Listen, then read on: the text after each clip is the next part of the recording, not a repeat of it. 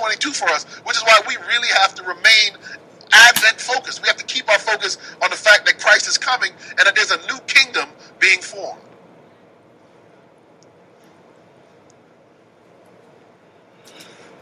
Another one says the wall between churches and state will be broken down and Protestant American Christians will look to the Pope. Investing the church with the power of the state will bring evil results. Men have almost passed the point of God's forbearance. They have invested their strength in politics and have united with the papacy. But the time will come when God will punish those who have made void his about God's love for you and why you can't protest Rome and then be into all of the political nitpicking that we see in the United States. Evangelical works better. Evangelical Christians have been drawing closer together in recent years, according to a new book that explores growing influence of Christian voters. Notice, it's all about politics. This is how the beast is really going to work in the United States to get these Sunday laws passed.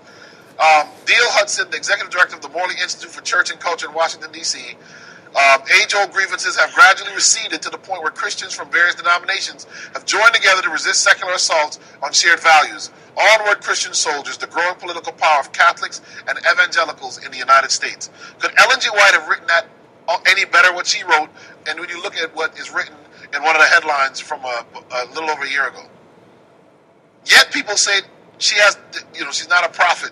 She doesn't have, God didn't work with her. Blah, blah, blah, blah. I don't know how you get that but a lot of those people don't read her writings. That's part of the reason why they don't see it. Protestant churches will unite and influence the state to enforce their beliefs.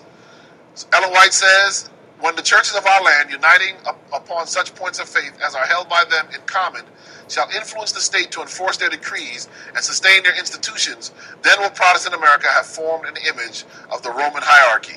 This is why when they want to put the Ten Commandments up in buildings and they're fighting for some of the things, we have to really be careful. We are in a catch-22 as Seventh-day Adventists.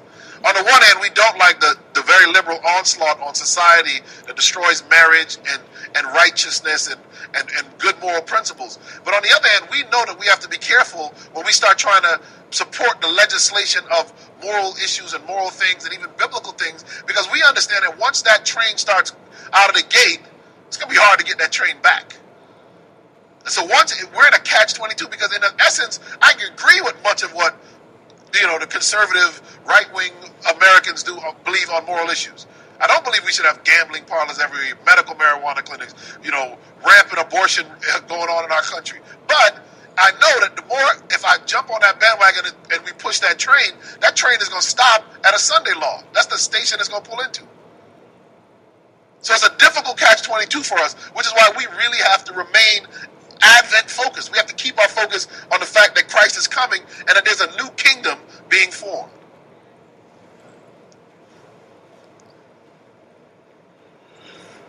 Another one says the wall between churches and state will be broken down and Protestant American Christians will look to the Pope. Then investing the church with the power of the state will bring evil results. Men have almost passed the point of God's forbearance. They have invested their strength in politics and have united with the papacy.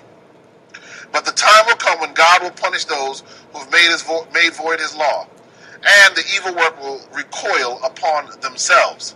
So, you know that she's right when he says that we'd reach out to the Pope, because we've seen it. I watched Laura Bush on CNN with Larry King and her daughter talk about the Holy Father and how blessed he was and how peaceful he was. I mean, she spoke as if she had met Christ himself. Laura Bush, and the Bushes are, theoretically at least, Protestant. His brother is a Catholic, the former governor of Florida, Jeb Bush. But here you can see, there's a strong areas with the rabbi. Here he is with the president of the United States. Barack Obama's already met with the Pope as well in Rome. So, people get this big thing between the different presidents. You're just changing puppets. If you're not, you got to be politically savvy enough. If there was a huge change coming, we would no longer be in Afghanistan and Iraq. You could pull troops out anywhere if you want to. It's not that different. There's some subtle differences between the two parties, but they're not huge differences. And one of the ways that you know that is he is a fixture in all of them.